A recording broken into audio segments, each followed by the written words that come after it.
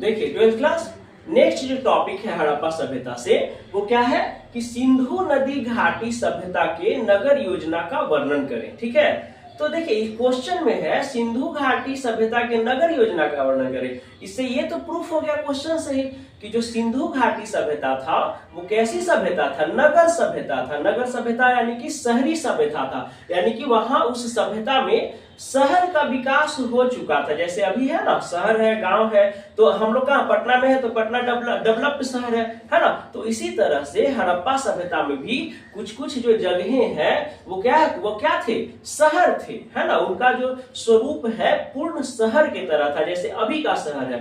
ठीक है, तो इसमें हम समझेंगे कि सिंधु नदी घाटी सभ्यता के नगर योजना का वर्णन करें, यानी कि वो नगर कैसा था, वहां का व्यवस्था किस तरीके से था, है ना, इसके बारे में पढ़ेंगे हम लोग। ठीक है, तो देखिए सिंधु घाटी सभ्यता एक नगर सभ्यता था क्योंकि, ठीक है ना, यहाँ पे आंसर दिया, सिंधु घाटी सभ्यता एक नगर सभ्यता था क्योंकि, क्यों उसको शहरी सभ्यता कहा जाता था। इस क्वेश्चन ऐसे भी आ सकता है कि सिंधु नदी घाटी सभ्यता को शहरी सभ्यता क्यों कहा जाता है, या सिंधु नदी घाटी सभ्यता शहरी सभ्यता था कैसे, इस तरह से क्वेश्चन घुमा के पूछेगा।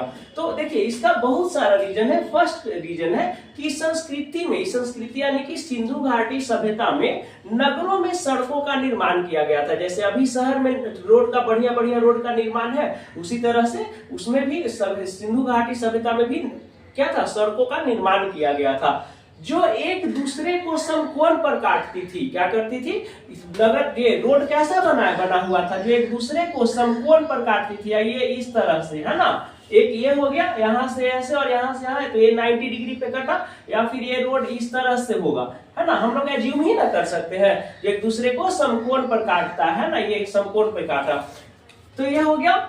और चौराहों का निर्माण करती थी। जाहिर सी बात है, अगर जैसे ये देख लीजिए, फ्रेजर रोड देख लीजिए, फ्रेजर रोड चौराहा जो है इस तरह से है, तो चौराहे का जब एक दूसरे को जब समकोण पे काटेगी रोड, तो क्या होगा, चौराहा का तो निर्माण होगा ही, है ना। सेकेंड जो है वो कह रहा मकान का विन्यास जालों के समान था। जालों के समान यानी कि, है ना, अभी जो है ना इस तरह से बनता है ना, यदि रोड इस तरह से है तो इधर बिल्डिंग बन गया, है ना, इधर बिल्डिंग बन गया, इधर बिल्डिंग बन गया, और इधर है तो इधर बिल्डिंग बन गया, इधर बिल्डिंग बन गया, इधर बिल्डिंग बन गया, इस तरह से भी विन्यास होता है। घरों का बनावट इस तरह से होता है रोड के दोनों तरफ। जबकि हड़प्पा जो सभ्यता था ना, हड़प्पा सभ्यता में जो मकान बनने का जो स्ट्रक्चर था, जो बनावट था, वो क्या था, जालों के समान था, है ना।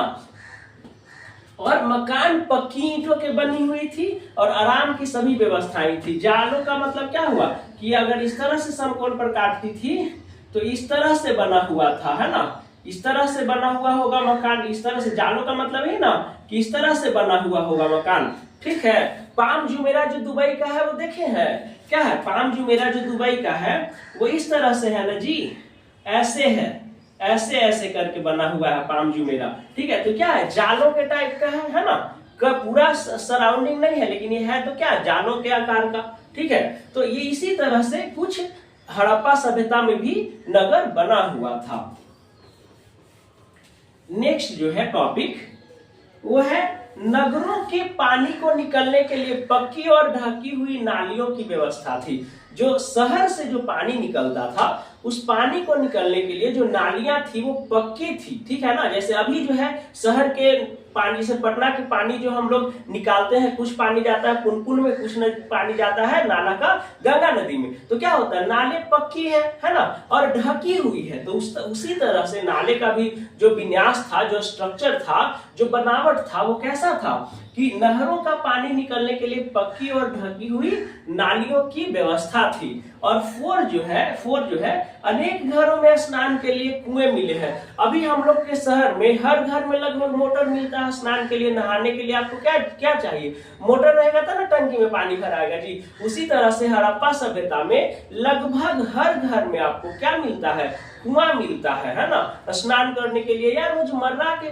कामों में प्रयोग होने वाले पानी की पूर्ति वो कहां से करते थे, कुएं से करते थे, है ना। केवल नहाना ही थोड़ी होता है, घर में और भी तो काम है, बहुत सारा काम है। बर्तन धोना है, सब्जी खाना बनाने में यूज होता है, सब्जी धोने में यूज होता है, कपड़ा धोने में यूज होता है। तो जितना भी पानी का काम था वो अपने घर में बने हुए कुएं के पानी का प्रयोग करते थे। ठीक है, नेक्स्ट है कि विशेष अवसरों के लिए सार्वजनिक स्नान घर बनाए गए थे। जैसे अभी हम लोग के यहाँ छठ के लिए सब सार्वजनिक पूजा है छठ, तो छठ पूजा के लिए बड़ा बड़ा तालाब बनाया जाता है ना, या तालाब जो बना रहता है उसमें पानी भरा रहता है, पानी भरा जाता है ताकि जो जितने भी लोग हैं आसपास के सब आके उसमें अर्घ दें, है ना, पूजा करें। उसी तरह से सिंधु घाटी सभ्यता में भी, हड़प्पा सभ्यता में भी जो बहुत सारे, जब एक ही पूजा पाठ के टाइम में या पर्व के टाइम में जब बहुत लोग एक ही बार नहाने के लिए होता था तो उनके लिए सार्वजनिक स्नान घर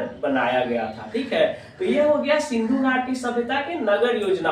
और एक चीज मिला है ना, सिंधु घाटी सभ्यता में अन्ना घर भी मिला है। क्या बना है? अनाज भंडारण के लिए, क्या है? अनाज भंडारण के लिए, है ना, अन्ना घर मिला है। क्या मिला है? अन्नागार है जी, अन्नागार उसमें लिखा हुआ अन्नागार। अन्नागार यानी कि अनाज रखने का जगह, है ना। अनाज भंडारण के लिए अन्नागार भी मिला है। समझ में आया? ये अन्नागार, अन्नागार यानी कि जैसे भंडारण, जैसे अंग्रेज के समय में गोलघर क्या था? अनाज भंडारण के लिए बनाया गया था। उसी तरह से हड़प्पा सभ्यता में भी क्या है? अनाज के भंडारण के लिए, वो सड़े नहीं, गले नहीं, लंबा समय तक चले, इसके लिए अन्नागार कहीं कहीं मिला है। ठीक है, हड़प्पा सभ्यता में। ठीक है, तो आई होप कि आप समझ गए होंगे कि सिंधु नदी घाटी के नगर योजना कैसा था। ठीक है, अभी हम नेक्स्ट जस्ट बताएंगे, ठीक है, कि वहां के नालियों की व्यवस्था कैसी थी।